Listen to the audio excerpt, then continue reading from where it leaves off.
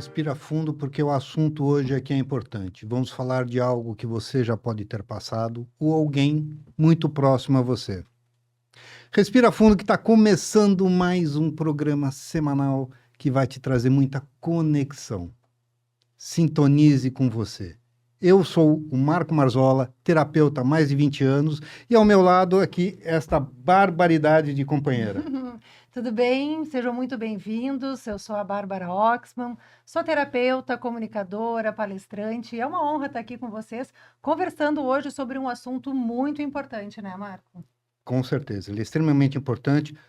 Todos nós aqui já passamos por isso, inclusive. Pessoal, o seguinte, a gente está com um grupo exclusivo no WhatsApp para vocês entrarem, acompanharem a estreia e também receber alguns conteúdos exclusivos ao pessoal que vai estar participando do grupo. E não se esqueça, toda segunda-feira, 21 horas, um novo episódio do Sintonize com você. Hoje com uma convidada muito especial, Rosane. Gente, para não esquecer, no final ainda do episódio, a Rosane vai conduzir um momento de conexão, como a gente tem costumeiramente aqui nos programas, né, Marco? Para você colocar na sua vida, no seu dia a dia, algum exercício, alguma prática. Então, hoje, especialmente, quem vai conduzir essa meditação vai ser a nossa convidada. Nossa convidada. Por favor, Tarde. se apresente. Dia. Eu sou Rosane Zigunovas, eu sou psicóloga e eu sou especialista em psicotrauma e em terapia sistêmica familiar. E eu costumo dizer que eu tive a bênção de chegar em duas técnicas que me permitem tanto trabalhar o externo, as relações, o fora, as nossas conexões, quanto o interno, através do psicotrauma, através da experiência somática, e poder fazer essa conexão entre o fora e o dentro. Foi um presente da vida, eu me dei conta disso ao longo do tempo, e é com isso que eu trabalho. Bom, vamos falar então sobre trauma. Especificamente, trauma religioso. Então, Marco, tu sabe que quando essa história começou para mim, eu fui atrás de informações e aí a gente coloca lá hashtag trauma religioso. E eu descobri que não tinha como é que é essa hashtag aqui no Brasil. O que tinha era abuso religioso. Tá. E aí eu olhei para aquilo assim, minha nossa, não tinha associado, as pessoas não estavam associando o evento de abuso com trauma. E essas minhas pesquisas e esse meu movimento foi em 2022. Recente. Recente, parece que passou uma eternidade. Porque foi quando eu finalmente, timidamente e assustadamente, comecei a levantar a minha voz contra uma situação de abuso que eu já presenciava há 7 anos. O que aconteceu comigo? Em 2014, eu já estava amadurecendo a ideia, e em 2015, eu estava indo na direção de fazer uma experiência com a ayahuasca, com o daime, com a medicina. Eu tinha ouvido alguns relatos de pessoas famosas, e eu estava indo nessa direção, tinha decidido que eu ia fazer essa experiência. Já tinha me trabalhado com psicanálise, com cognitivo comportamental, com terapia de família, porque a gente vai indo, né? Assim, eu tinha minha terapeuta, minha psicanalista, e tinha feito terapia de família em alguns momentos. Desculpa, terapia de família que você fala constelação? Não. Ou é outra?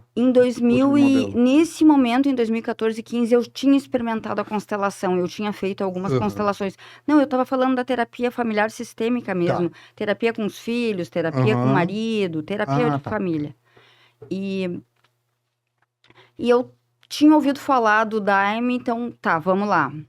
E aí eu tinha uma paciente que tinha tomado o daime e tinha tido uma grande transformação, e eu vou nessa. É a hora. E aí eu fui e foi uma experiência muito forte, muito profunda. A minha transformação foi tão grande que a partir da minha mudança eu consegui levar a família inteira para tomar ayahuasca. Porque as pessoas olhavam e diziam assim, o que aconteceu com essa doida? Porque mudou completamente. Vou brincar, pra tu ver o tamanho da minha transformação, que até meu ex-marido eu consegui convencer aí. O negócio deve ser bom. Se essa doida aí tá... Consertou, então vamos dar uma olhada nesse negócio aí. E aí, eu cheguei nessa casa, tive uma experiência muito forte, e aquilo, bom, mudou a minha vida, e aí é tipo assim, eu preciso disso mais, eu preciso seguir aqui. Uhum. E eu fui seguindo, foi indo, e fui ficando, e muitas coisas foram acontecendo no caminho. E aí tem uma coisa interessante, né? Foi só em 2020... eu presenciava uma série de situações de violência, de gritos, de violência Abuso de emocional, autoridade. de abuso de autoridade. Uhum. E aquilo tudo ia sendo explicado dentro do grupo e justificado com argumentos espirituais. E aí entra uma coisa interessante. A gente vai se adaptando para pertencer. A gente vai igual camaleão, assim, se moldando, se encaixando. E eu também Vai ficando fui... subserviente ao sistema que está ali, né? Acho que tem várias camadas, assim, sabe, Marco? Uhum. Tem a nossa experiência pessoal, que aquilo tá mexendo na vida da gente, e tem essa necessidade de se adaptar ao grupo, Inerente ao ser humano. inerente ao ser humano.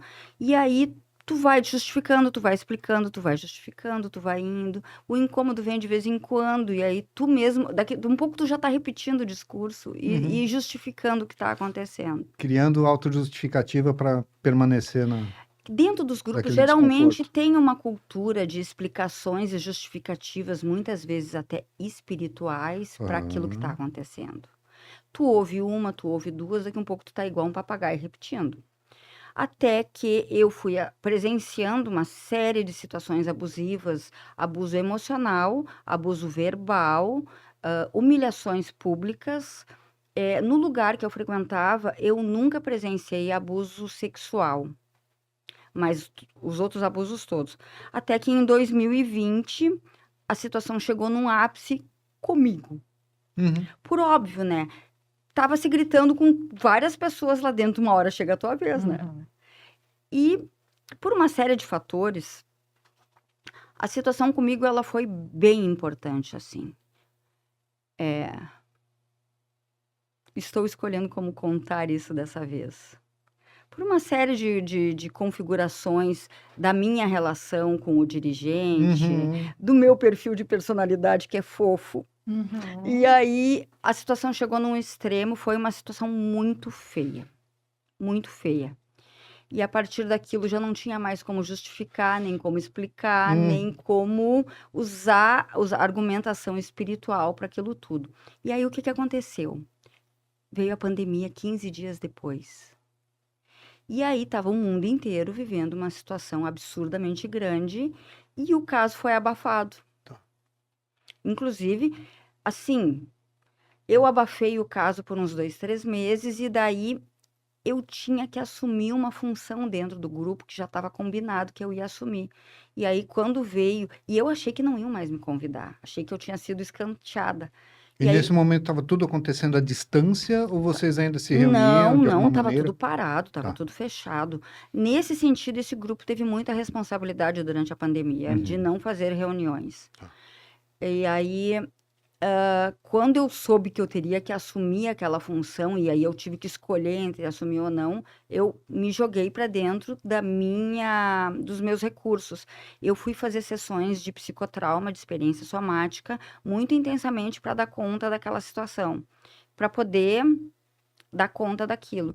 E eu escolhi voltar ao salão, né, com aquele dirigente, o que foi um processo, e na medida que eu vou contando isso para vocês, Vai Criativa, revivendo. né? Uhum. e aí aconteceram alguns poucos trabalhos naquele ano por conta da pandemia, Sim.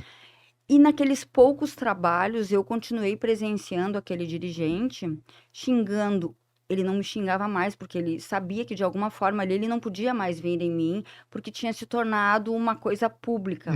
Inclusive sendo, como é que se diz, contado, remetido à dirigência da central, das unidades centrais, que é São Paulo e Rio de Janeiro. Então, comigo ele não estava se metendo. Sim. Tá.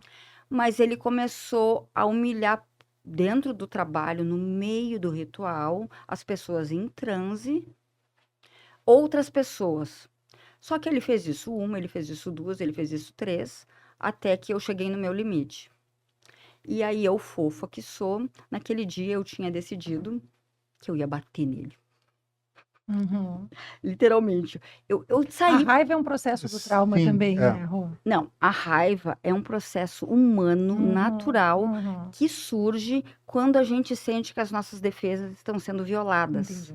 A raiva é saudável, a raiva é Uhum, boa. uhum. A raiva está É uma reação saudável. A Um raiva- combustível para a pessoa tomar atitudes, para proteger pra se a sua mexer. integridade. Sim, sim. Proteger a sua integridade.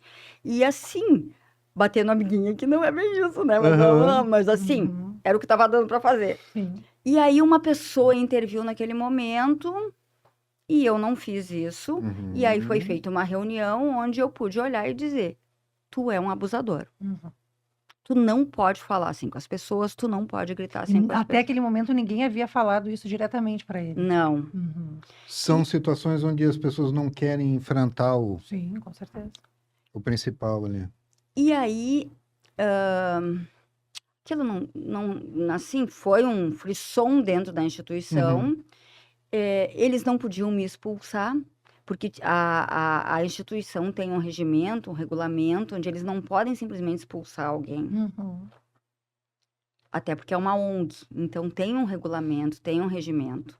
Então, eles não podiam me expulsar, e ao mesmo tempo eu estava ali inconvenientemente metendo o dedo na cara dele. Tá. Mas ao mesmo tempo eu também estava num processo de, ai, eu estou fazendo alguma coisa errada, será que não sou eu que estou equivocada? Será que esse não é um lugar de luz e eu estou equivocada? Enfim. Sempre tem um autoquestionamento. Até que depois de ver ele gritar com mais algumas pessoas e alguns amigos do grupo também estarem saturados, e eu tive o apoio de pessoas, a gente se reuniu, conversou. Eu ainda estava muito assustada, porque eu ainda tinha pessoas da família dentro do grupo.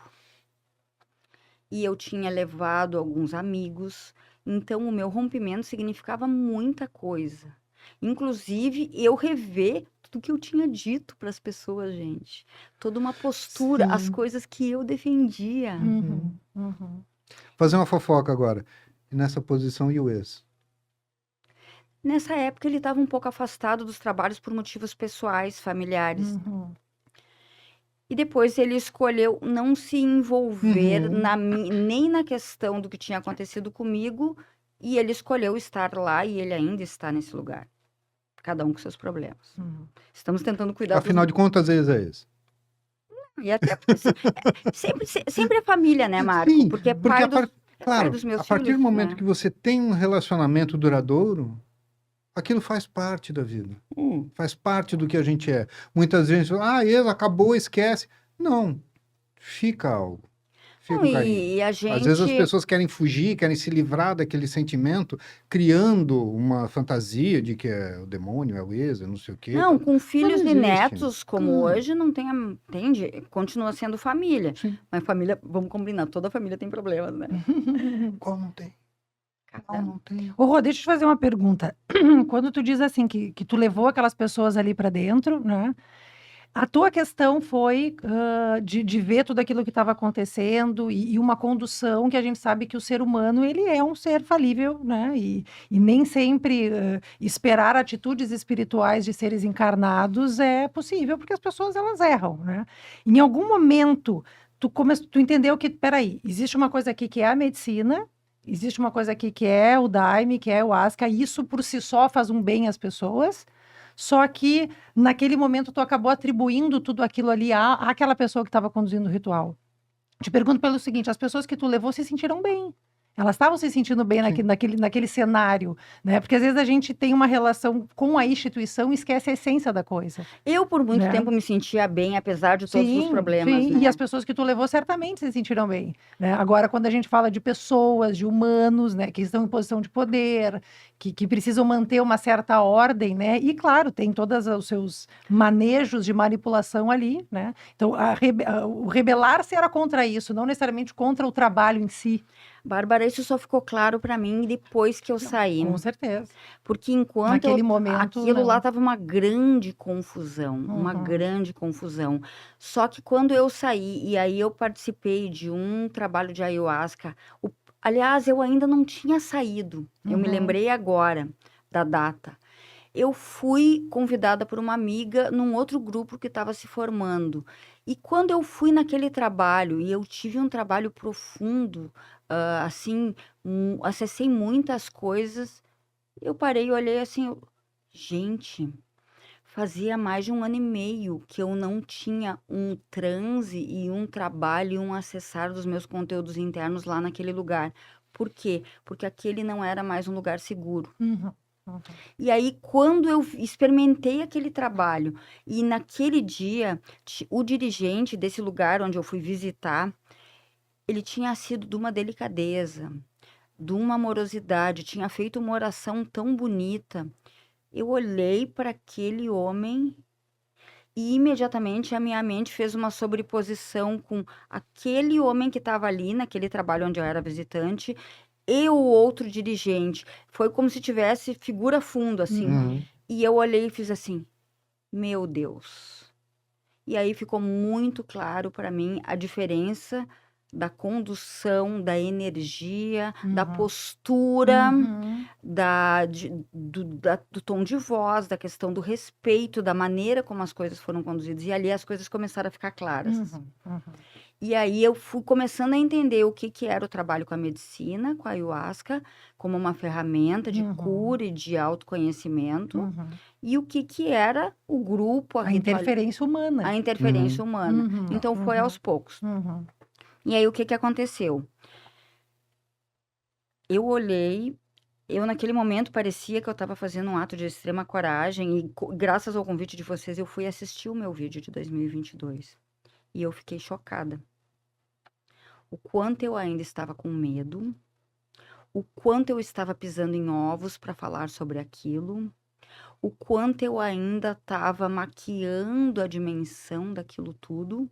E graças ao convite de vocês, eu olhei assim, meu Deus, onde é que eu estava naquele momento? E ainda assim, isso que é uma coisa interessante, gente, eu me atrevi a falar, e eu falei de um jeito bem pequenininho, do jeito que eu dava conta com tudo que eu estava De bancar naquele lidando. momento ali. Sim. E dentro da instituição aquilo foi um escândalo.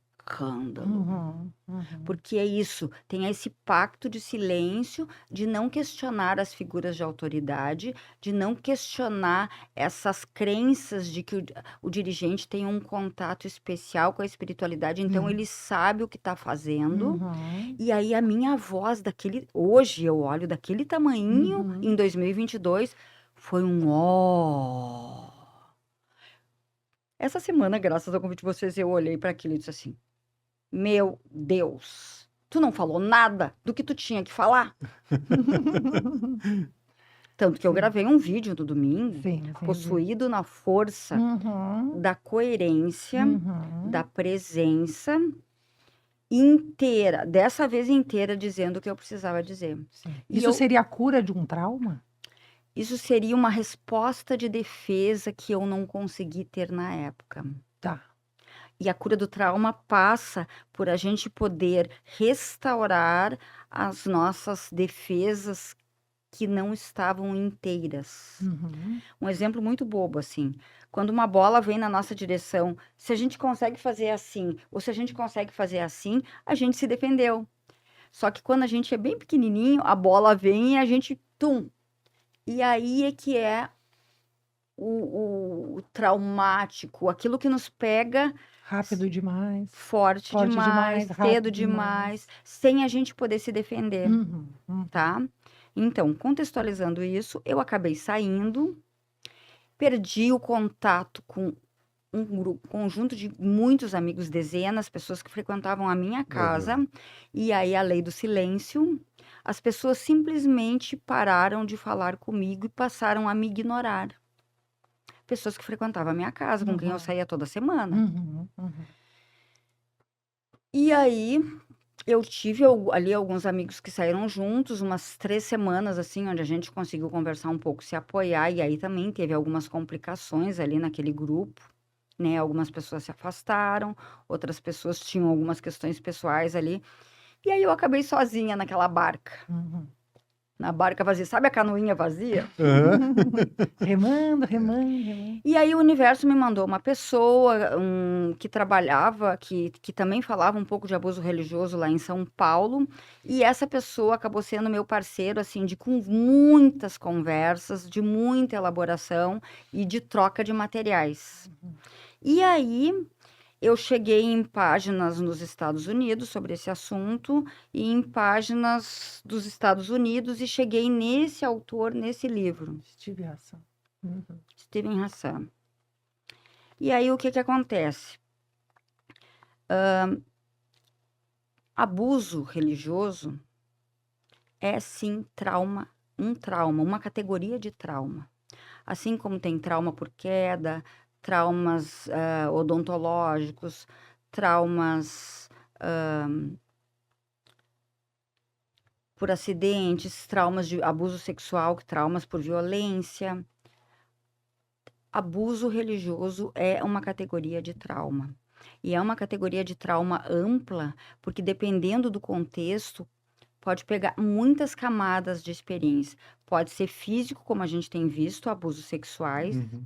Pode ser moral, pode ser emocional, pode ser Financeiro. financeiro. Então, assim, não é brincadeira. E aí, para contextualizar um pouco assim, né? Por que isso tá? Porque parece que isso tá assim, abundante e proliferando. E aí eu fiquei pensando, né? Como é que tá acontecendo? E eu fiz um retrospecto, assim, tanto da história por exemplo, da ayahuasca e da nossa sociedade nos últimos tempos. Eu vou falar um pouco da ayahuasca, mas eu quero deixar bem claro que isso acontece, e eu já tive relatos, nas religiões afro, no meio evangélico, gente, Tem muita coisa. isso é muito sério e é quase que o próprio sistema está corrompido, assim, muito corrompido. O poder e o dinheiro sobre as pessoas e sobre a espiritualidade. Uhum. Mas é no meio da ayahuasca, é nos centros espíritas, é nas religiões afro, é nas religiões evangélicas, é seríssimo. Uhum. E aí, para contextualizar vocês, aqui ele conta que influência mental. Posso mostrar o livro um pouquinho mais perto ali da câmera? Pode. Infelizmente, só tem em inglês. Eu estou trabalhando numa tradução desse Uhum. livro e já É. tem um pedaço disponível em PDF para as pessoas. Inclusive, quem quiser pode Entrar em contato Pode entrar em comigo pra pedir. contato, pode deixar um comentário aqui no vídeo que nós vamos encaminhar para a doutora Então, Rosane. trauma religioso e abuso religioso está conectado com o que ele chama aqui de influência mental indevida. Como que se controla e manipula as pessoas. E aí ele fala aqui, e foi espantoso para mim quando eu encontrei isso aqui, que através de influência mental indevida nós temos situações como tráfico de pessoas, tráfico de mulheres para fins de escravidão sexual, mas também para trabalho escravo, tráfico de crianças, e a gente já está, muitos estudiosos falando em controle mental indevido na política, Uhum. nos sistemas de informação. E aqui, quem não sabe, Sim, sim, sim. tá dormindo, porque assim, dentro do próprio algoritmo, dentro do próprio Sim. sistemas das Sim, redes sim. sociais, O monitoramento, Marketing, né? controle, influência mental indevida, Uhum. controle do pensamento, controle emocional, controle do comportamento e controle da informação. São os 4 pilares para a influência mental indevida. Vou pedir para repetir. Controle mental, dos pensamentos, Uhum. crenças, Isso tudo através de manipulação de imagens. de muitos estímulos. Tá. Eu vou contar um experimento agora. Uhum. Controle mental, pensamentos, crenças. Controle emocional, através da pedagogia de culpa e vergonha. Uhum. Controle do comportamento, para ganhar biscoito. e aprovação, Uhum. a gente vai querendo copiar aqueles amiguinhos que ganham elogios. Sim. Controle da informação, que é o que a gente está vendo acontecer na política, nas redes sociais, na mídia, no jornalismo. Fake news é um controle de informação. É um controle da informação e uma forma de manipulação gravíssima. Sim. E até dentro das organizações religiosas, essa questão do controle da informação, ela é muito forte, porque a partir do momento que tu cerceia a convivência com outras pessoas ao redor, a informação vem de cima para baixo. Então, Sim. tu fica sempre esperando aquela informação chegar, tu não vai atrás de outras fontes, aquilo se torna a fonte única do pensamento, né? Ele conta aqui no livro, Steven Hassan, que tem seitas de todos os tipos.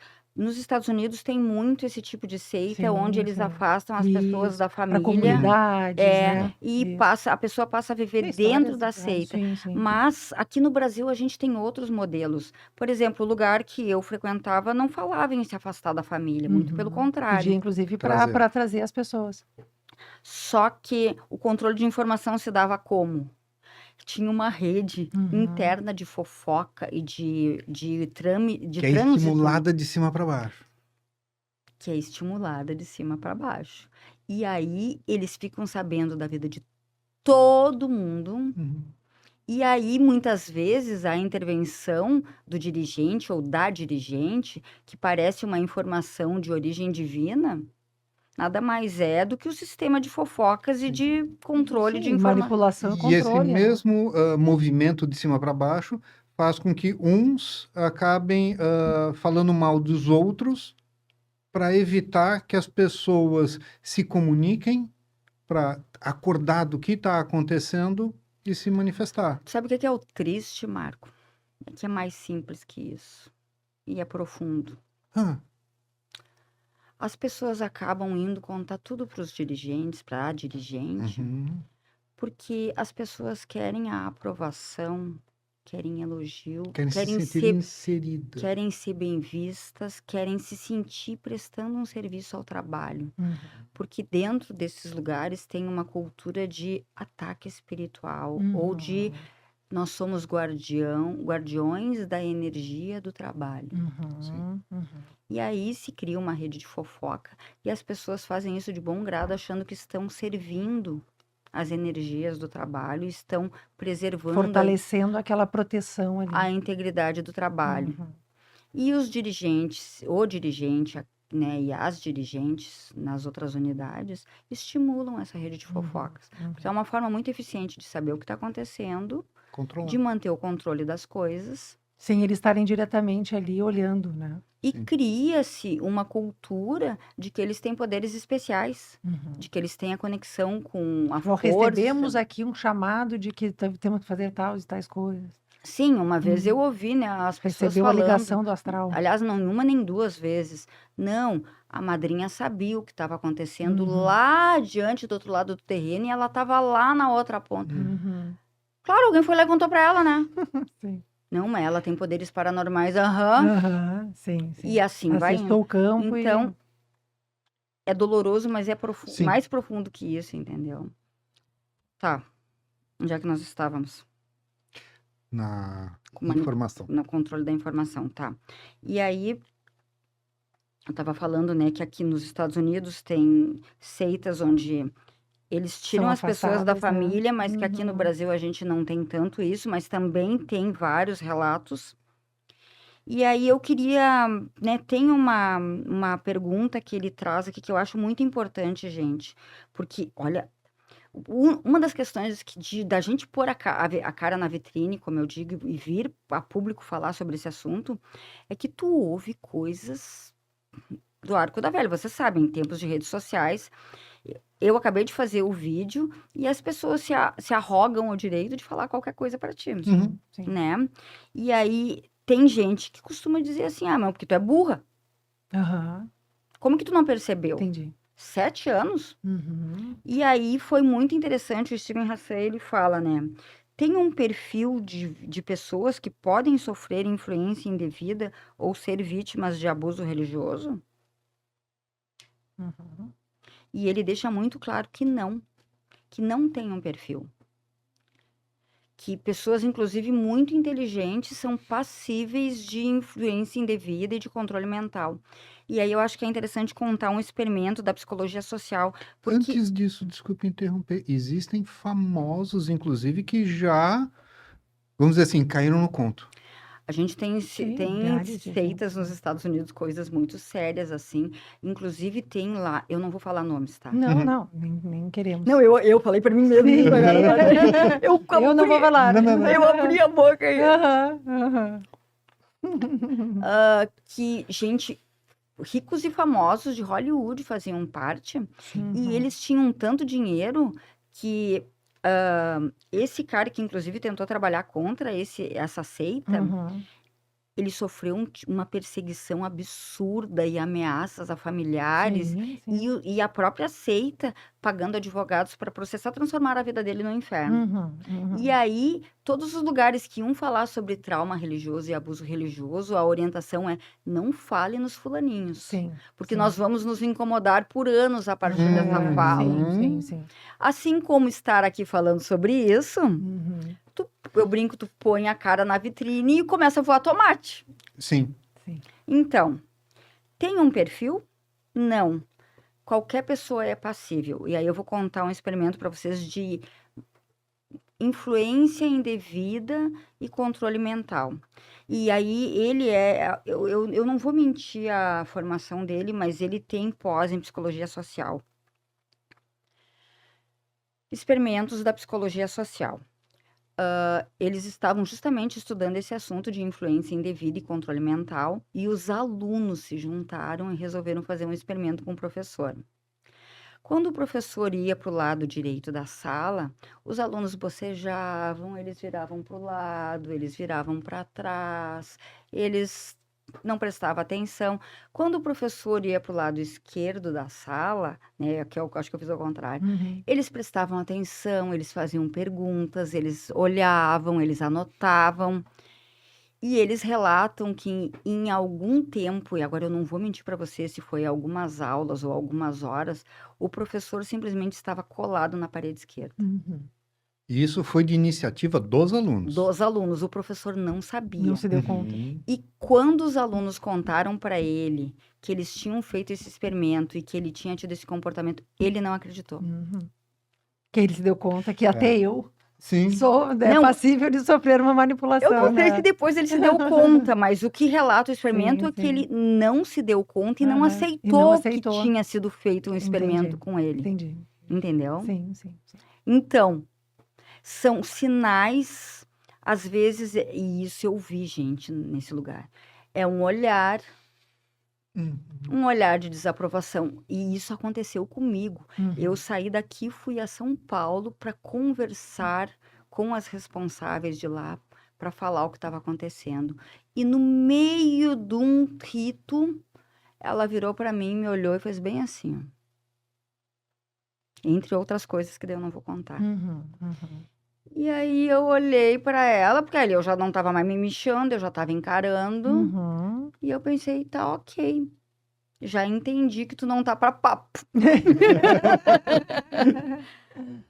O recado Aham. estava dado, Sim, sim. sem dizer uma palavra. De ambas, né? Sim. De ambas. O recado estava dado. Uhum. E aconteceram outras coisas Sim, ali que daí, sim, enfim, sim, não cabe cá trazer a público. sim. Então, eu queria fazer uma retrospectiva, assim, ó. Primeiro, não tem perfil. Qualquer pessoa é passível de influência indevida e de manipulação. Ela precisa estar em um momento de fragilidade. Então, o Ou que não? ele fala?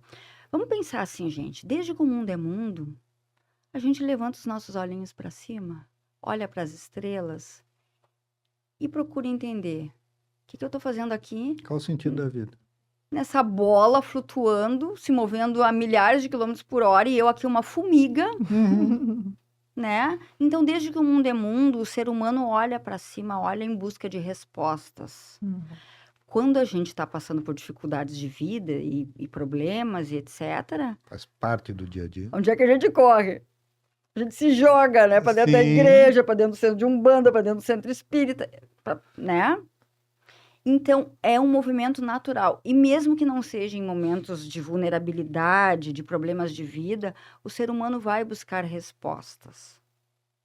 E, infelizmente, na nossa sociedade hoje em dia, essa busca de conexão, nos povos ancestrais, a gente tem relatos de que tinha dentro da própria vivência das pessoas, essa conexão com algo maior. Uhum. Mas isso com as cidades, com a modernização, com a Revolução Industrial, isso foi se Uhum, perdendo, uhum, e isso passou a estar conectado à religião. uhum. A espiritualidade, a conexão das pessoas com Deus e com algo maior foi se perdendo como uma coisa natural e passou a estar conectado com as religiões.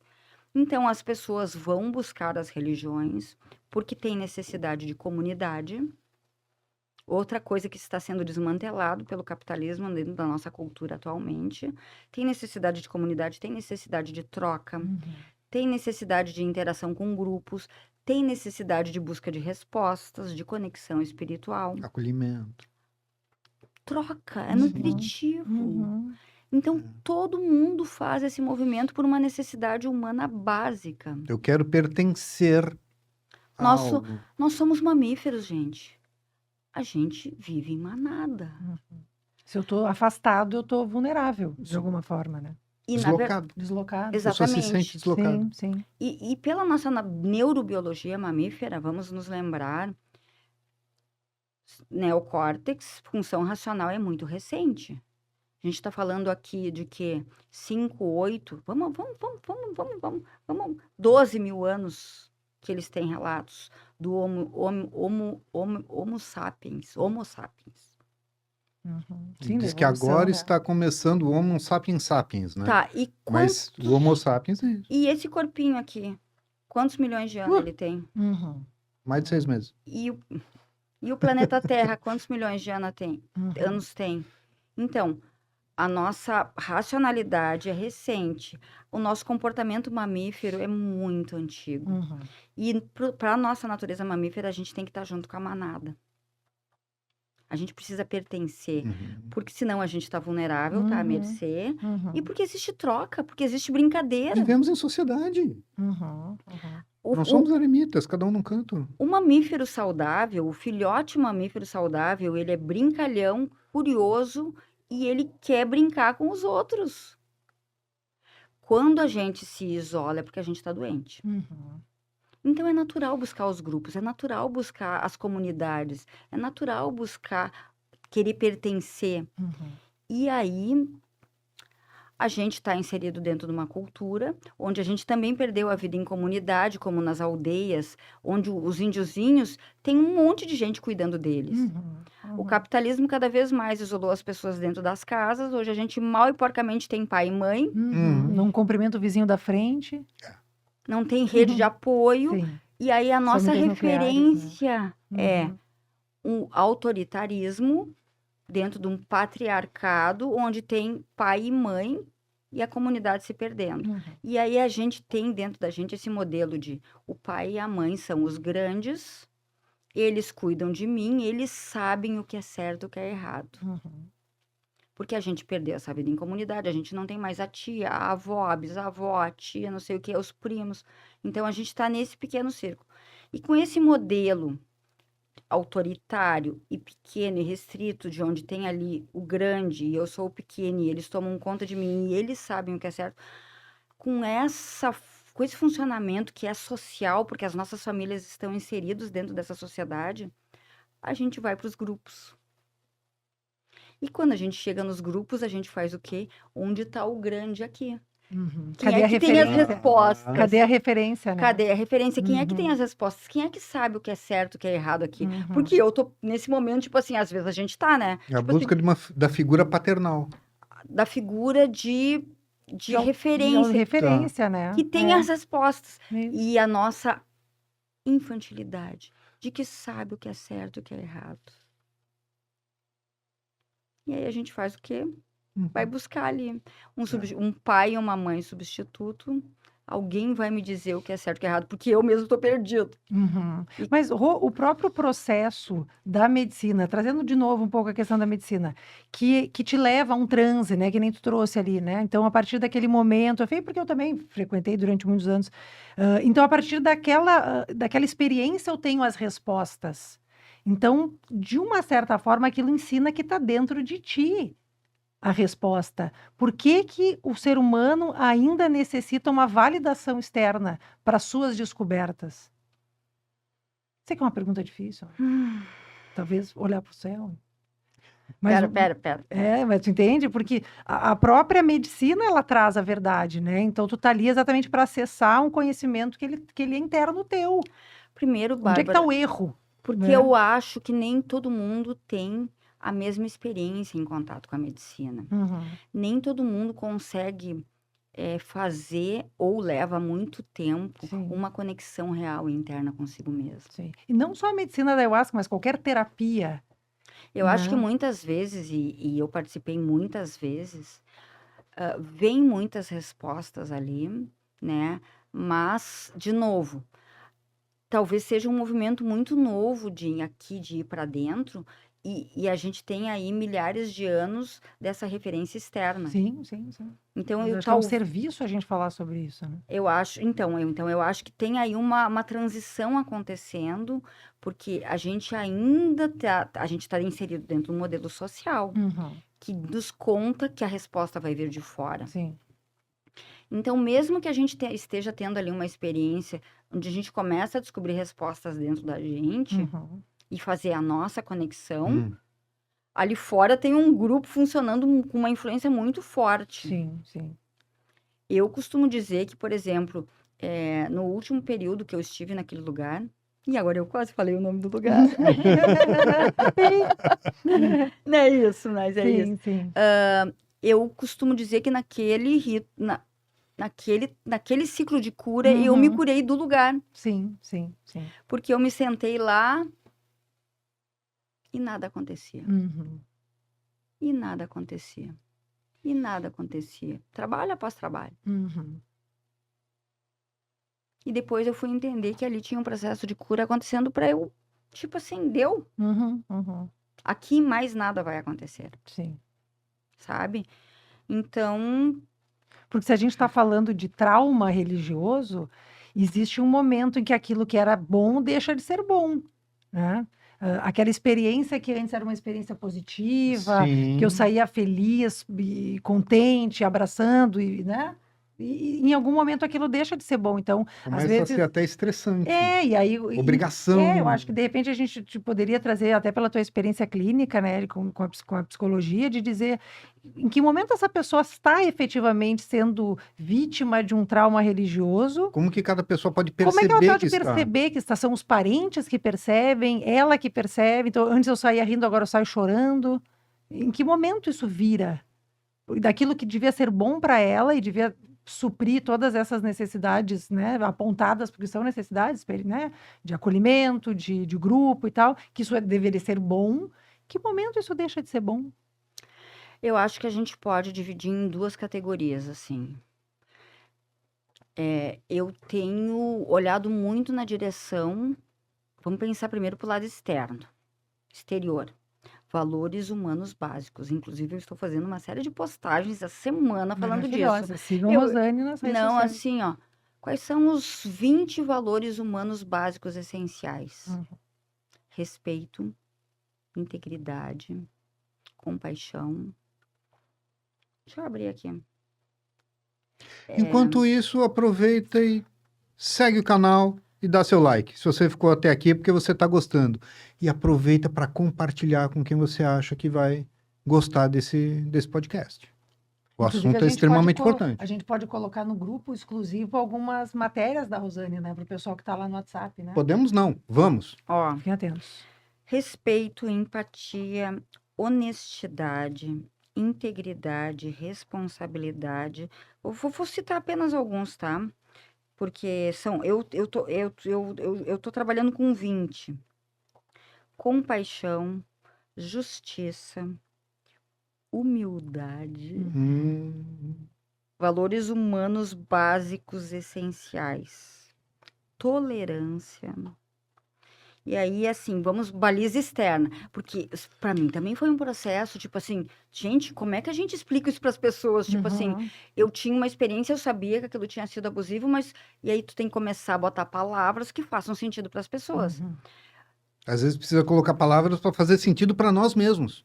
Olha só. O auto-perdão depois disso é complicado. Para mim demorou.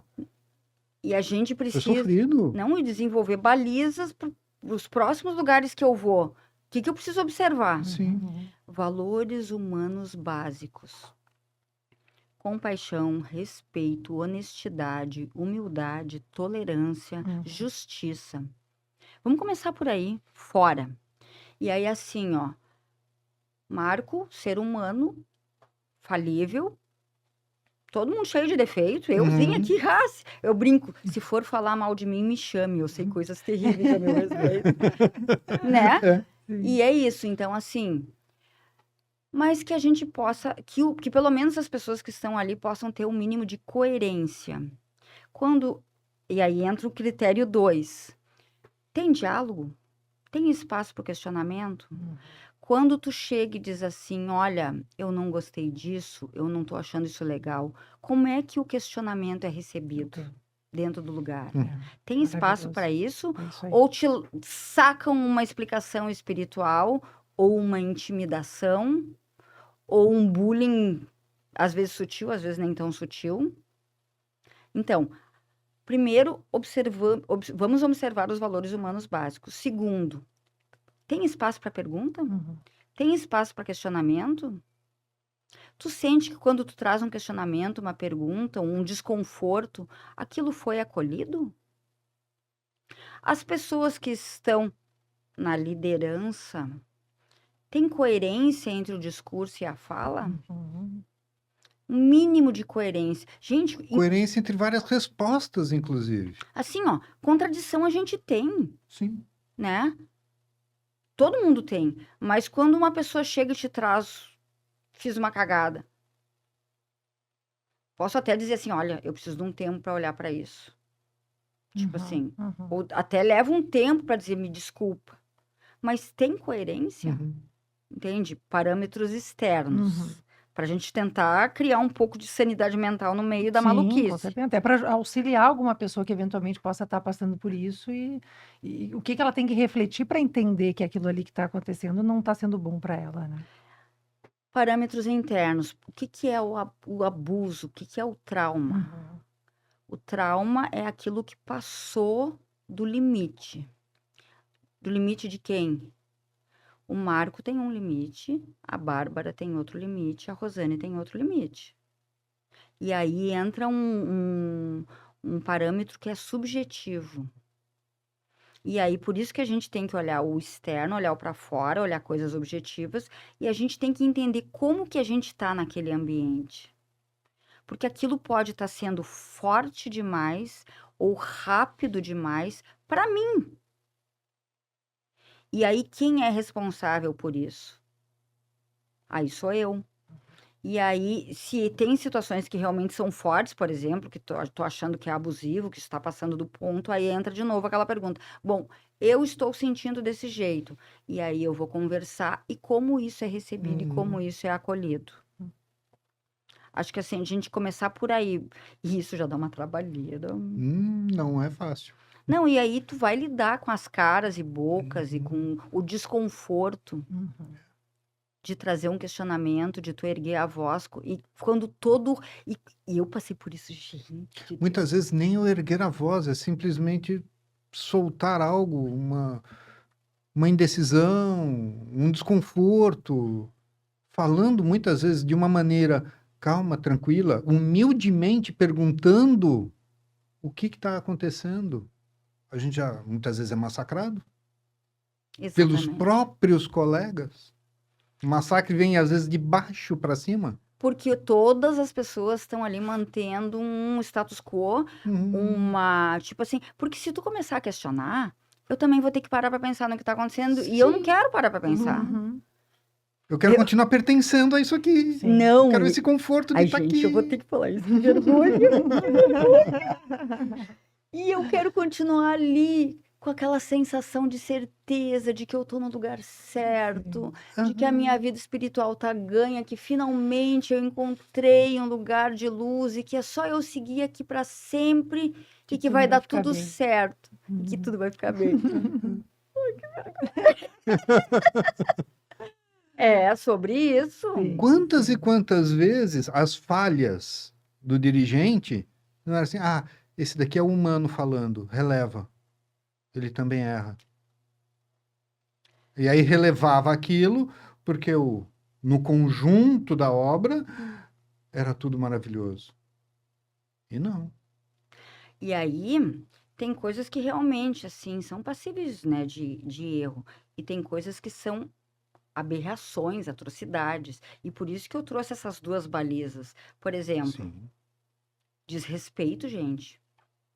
É um dos valores essenciais humanos básicos. Quando a figura de liderança do dirigente, da dirigente, do pai de santo, tá faltando com um respeito. Uhum. Como assim é humano? Porque ali tem um... É desculpa. Não, aí entra uma Sim. questão que ele traz nesse livro. Muitas vezes, assim, ó, a gente também está nesses lugares tentando construir uma identidade. Quantas pessoas vocês conhecem por aí? Eu tenho certeza que vocês conhecem. A minha missão de vida é curar as pessoas. E aí, aquelas pessoas estão ali também tentando estabelecer uma identidade. Está todo mundo no mesmo barco tentando, né, se nomear, se definir. E aí, aquela pessoa que está ali na liderança também está ali construindo uma identidade. E se tu vai questionar, tu está ameaçando a identidade. O perdido querendo indicar o caminho do outro.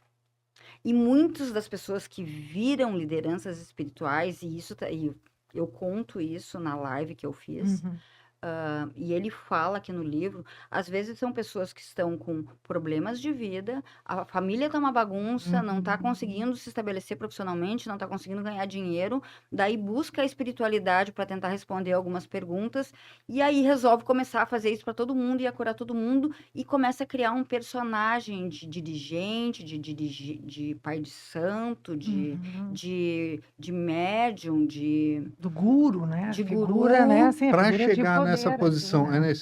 é necessário ser narciso? Narcisista? Ai, Marco, que saia justa. Faz Ou perguntas difíceis no programa. ou é um elemento que pode ou não ser? Olha, como eu trabalho com psicotrauma, eu tenho cada vez mais uma certa resistência, né, com esses diagnósticos. Uhum. A gente poder pensar que temos sim o narcisismo patológico, temos sim a sociopatia, a psicopatia, mas temos também posições egocêntricas e egoístas. Ego, Uhum. onde a gente faz tudo para defender o nosso ego e a nossa verdade, que necessariamente, muitas vezes, não precisa ser narcisista. Tá. Mas que tu tá ali lutando ferrenhamente para defender a tua verdade e até a tua construção de verdade. Às vezes eu brinco, a maluquice não é com o outro, não é dessas pessoas, a maluquice é com elas mesmas, sabe? Então ali construir um personagem. Sim. Eu acredito que o questionamento que fica, né, agora já encerrando também, né, a gente está indo para o final da conversa, que é um lamento, na verdade, porque assim, as pessoas elas precisam de ajuda de alguma forma, né? Elas estão buscando por se melhorar, independente do que leva as pessoas a buscarem tais e tais grupos ou tais terapias, que o ser humano faz com que muitas vezes elas se afastem de algo que eventualmente poderiam fazer bem a elas, né? Então, assim, o problema não está na religião em si. Eu falo de ter vivido 15 anos dentro da consciência de Krishna, e que é uma religião hindu, enfim, e eu entendi que a minha relação ali, ela era que deveria ser diretamente com Deus, que eu não precisaria de intermediários, né, naquele momento para estabelecer essa relação. E isso eu acho que é inerente ao ser humano, e isso faria bem para as pessoas. Elas entenderem que muitas vezes eu não estou querendo assim, desfazer qualquer tipo de instituição, né? Mas a gente entender que, pô, as verdades estão dentro da gente, né? E aquilo ali é um caminho, ele não é um caminho único. Porque às vezes acaba afastando a pessoa se sente perdida. De repente ela vai ouvir, tá, se eu não posso ir para cá, não posso ir para lá, eu vou buscar ajuda onde? Onde é que eu vou me sentir seguro? Com quem que eu posso buscar ajuda? Então, essas interferências do ser humano, que elas são extremamente manipulatórias, muitas vezes afastam as pessoas de algo que genuinamente faria bem a elas. Posso Que tentar resumir? essencialmente, né? Deveria. Religiosidade não precisa de religião. A pessoa pode se conectar com ela e com o Ser Supremo, com Deus, sem precisar de mais Pode nada nem até ninguém. precisar no sentido de viver algo, enfim. Sim, mas aquilo nesse não ser o sentido fim de em si. pertencer a um grupo, sim, mas Isso, exato. por ela, por cada um por Exatamente. si. Que a partir do não, momento que aquilo não existe mais, porque é a ela vai nossa continuar em conexão. conexão, né? Marco, eu trocaria a palavra religiosidade por espiritualidade Sim, perfeito. ou Perfeitamente. conexão com algo maior. É que isso não aí, precisa é de isso aí. religião. É isso aí. Perfeito, Então perfeito. vamos refazer a frase. Nada como ser uma doutora. Vamos refazer a frase, né? Então é isso aí. Mas estamos chegando ao final, Sim. infelizmente, e nós vamos Acho que isso pedir. merecia alguns programas com a doutora Rosane. Eu tenho Não algum- só aqui, né? Tem algum... Eu tenho 2 minutos? Tem. Com certeza. Tá. A gente falou bastante sobre a questão, né, da ayahuasca, do daime, porque foi a minha experiência, também foi a experiência da Bárbara, mas eu tentei trazer hoje esse modelo de funcionamento dentro de grupo, com essa questão da relação com a autoridade, porque ela, na verdade, está presente em todos os lugares de religiosidade. Acontece muito nos centros evangélicos, nas igrejas evangélicas, nos centros das religiões afro, não apenas de Umbanda, dentro dos centros espíritas, em todas as religiões. Eu tentei trazer um olhar que ajude a gente a pensar isso em qualquer ambiente. Isso acontece no meio da yoga, isso acontece dentro das escolas de formação de Ayurveda, por exemplo. Muitas vezes brigas de ego medonhas assim. E aí onde o conhecimento vai ficando de lado e o ego das pessoas vai se salientando ali. Então, eu tentei trazer elementos que ajudassem a pessoa que está em qualquer ambiente religioso a poder refletir um pouco e a poder pensar. E não apenas dentro dos ambientes, né, do daime, da ayahuasca, que foi a minha experiência, mas eu já também frequentei outros lugares. Eu estive em Abadiânia com o médium João de Deus, na época que ele fazia trabalho lá, presenciei coisas lá, isso era uma outra, Um outro episódio. Eu estive dentro de centros espíritas, né? Eu frequentei muito pouco as religiões afro, assim, mas já frequentei também. E agora eu tô indo na direção do hinduísmo e tá sendo uma experiência muito linda, mas já indo mais com os olhos e os ouvidos bem abertos e com toda essa experiência e com responsabilidade e autorresponsabilidade. E a gente poder parar para pensar que se por um lado tem um sistema e uma estrutura que está todo atrapalhado e nós estamos todos atrapalhados enquanto sociedade, como é que a gente busca esse autocuidado pessoal? Porque se eu tô sentindo que isso aqui tá passando do meu limite, se isso aqui tá passando, né? Ouve essa voz. Claro, faz perguntas, olha mais. Não precisa sair enfiando o pé na jaca, chutando o pau da barraca e brigando com todo mundo. Mas não ignora essa voz interna, né? Aquilo que tu falou. Vai alimentando esse questionamento. A gente pode fazer isso com cuidado e delicadeza. E um conceito do psicotrauma, se dar tempo e espaço para construir a clareza. Às vezes as coisas não se respondem assim, gente. Às vezes é uma construção e um processo de amadurecimento da gente. Acho que é isso. Maravilhoso. Adorei. Se me der corda, eu vou. Maravilhoso. Vai sentar aqui, inclusive, Sim, no próximo programa. com certeza. Mas, Rosane, desculpe. Nós vamos pedir para você conduzir uma meditação, um aterramento. O que nós podemos esperar agora? Sabe o que que eu achei Algo muito rapidinho pra gente legal? Eu terminar. achei muito interessante. Eu Ah. olhei ali e pensei, sintonize com você. Gente, que nome iluminado!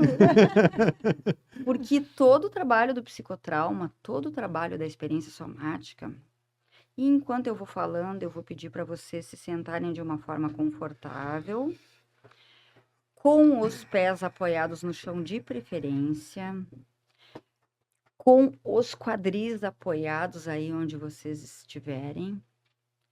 Todo o trabalho com o psicotrauma e com a psicossomática, né?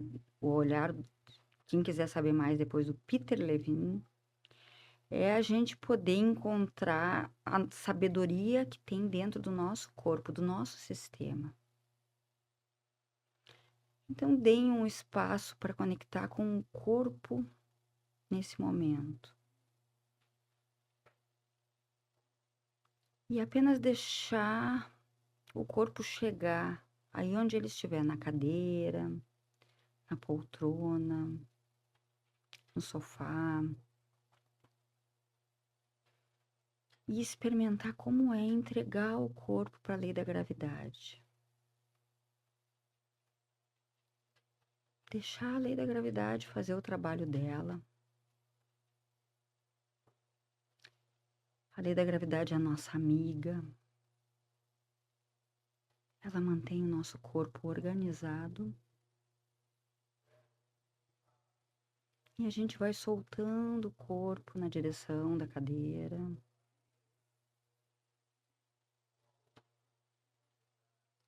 E a cada expiração, a gente vai trazendo a intenção de ir soltando um pouquinho mais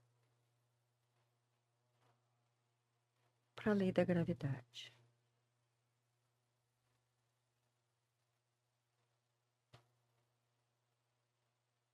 Observando o que acontece no corpo.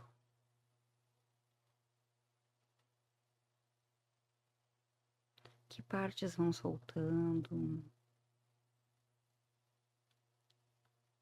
Se tem partes que vão resistindo.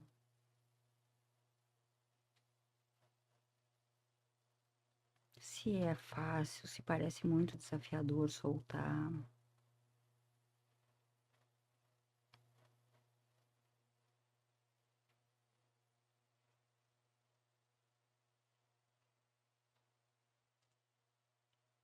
E pedir para vocês conectarem com o coração de vocês.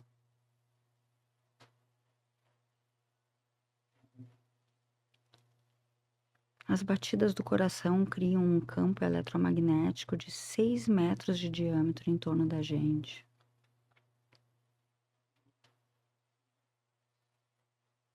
Olha a força desse órgão que funciona sem a gente precisar fazer nenhum esforço para isso.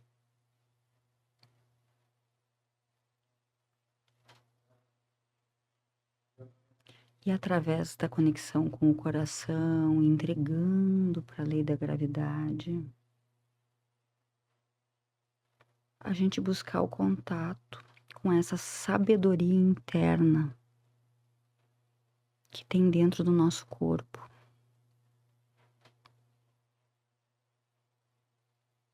Que é como se fosse a nossa vovozinha, o nosso vovozinho internos, a parte mais antiga nossa, mais velha e mais sábia.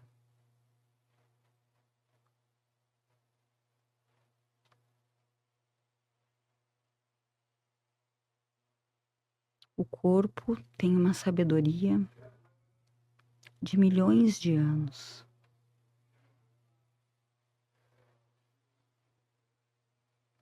E a gente poder abrir espaço para essa conexão é nos conectarmos com essa sabedoria que é uma voz sem palavras. Uma voz que fala com a gente através das sensações.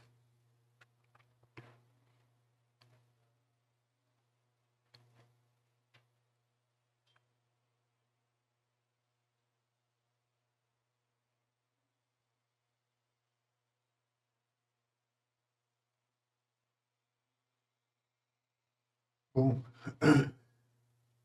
estou super relaxado. É só dar espaço. É só Obrigado. dar espaço. Obrigado, adorei você estar aqui.